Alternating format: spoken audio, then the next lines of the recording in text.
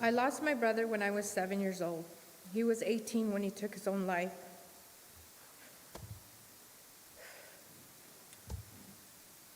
Even though I was a child, that kind of loss doesn't fade.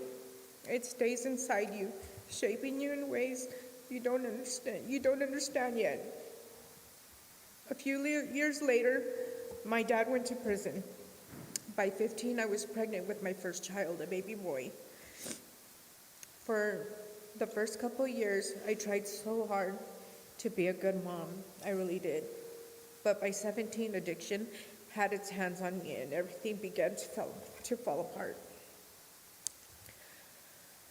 At 20, I found out I was pregnant again. I checked myself into rehab, 13 weeks pregnant. Coming off of crack sent my body into labor, and I was put on bed rest. Eventually, I was discharged because I couldn't fully participate in the program. I went home and stayed clean until my son Gabriel was born. But 2 weeks later, I slipped back. For years, my life became a painful loop. Getting clean, disappearing in the middle of the night to get high, coming home again and try to start over. My mom took care of my newborn while I vanished into addiction. The guilt lived inside me, right next to the craving. In 2004, I went to prison. When I got out, I paroled to Tucson. I tried to rebuild, but addiction followed me. In 2005, after running into a drug dealer, I got a ticket back to see my mom and my kids. But my dad, still on lifetime parole, couldn't be around me. So after a few days, I had to turn myself back in to finish my sentence at Perryville. My life stayed that way, addiction, prison, chaos, until 2010, something changed that year. I can't explain it, but I know I was tired of running, tired of losing, tired of hurting myself, everyone who loved me. I went to court facing 7 years. I got 2.5. And for once, instead of feeling trapped, I chose to use that time. I earned my GED, I worked, I got confirmed through the Catholic Church. I prayed every day for my mom. She had a terrible cough, and I begged God not to take her while I was still inside. I was released in 2012, in September of 2012. I went home, but finding a job in a small town was almost impossible. I cried to my mom, telling her maybe it'd be easier if I went back to finish my time, because out here, I felt stuck and hopeless. Even clean, I felt lost. Eventually, I relapsed again. I got a job at a tortilla factory, but I still wasn't clean. Then one day, my mom called me, her voice urgent. She asked me to sign some papers. Shortly after, she and my dad sat me down and told me she had stage 4 lung cancer. I was in disbelief. I moved back home to take care of her. 2 weeks later, she was gone. Losing my mom was like losing the only person who truly loved me, without conditions, the only solid place in my entire life.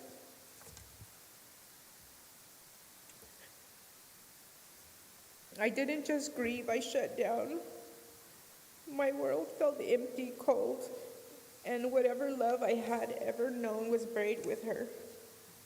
My dad fell apart, no longer after CPS showed up to check on my kids. I told them the kids were grieving, but the house had problems like a leaky roof. Instead of helping me fix it, they told me I had to remove my kids from the home. Finding a place for them to go, I fell into deep depression. The drugs returned, the numbness returned. My mom was gone. My kids were gone. My dad was gone. I lived without electricity for 10 years. I had a job but no lights, just a generator. That's how far of survival mode I was in. Eventually the cycle ended. The cycle like this usually do. with me sitting in handcuffs in jail. The first plea they offered me was 11 and a half years. I begged God, please don't let this be my life. Please give me one more chance. I promised I would change if he gave me another way. And somehow I got 2 years. I served a year and a half of that. That sentence led me to a program a 90-day program at New Freedom. Then to Bridges Reentry, and that's where everything finally truly changed. It wasn't easy, but today I'm good. Today I'm steady. Today I take it one day at a time. And I don't stop moving forward. But there's something I need to say, not just for me, but for everyone who has lived through trauma, loss, addiction, or suicide in their family. Trauma doesn't disappear. It passes from one moment of life to the next. Someone helps carry it. I know firsthand how silent pain can destroy a life. I know untreated trauma to what it turns into.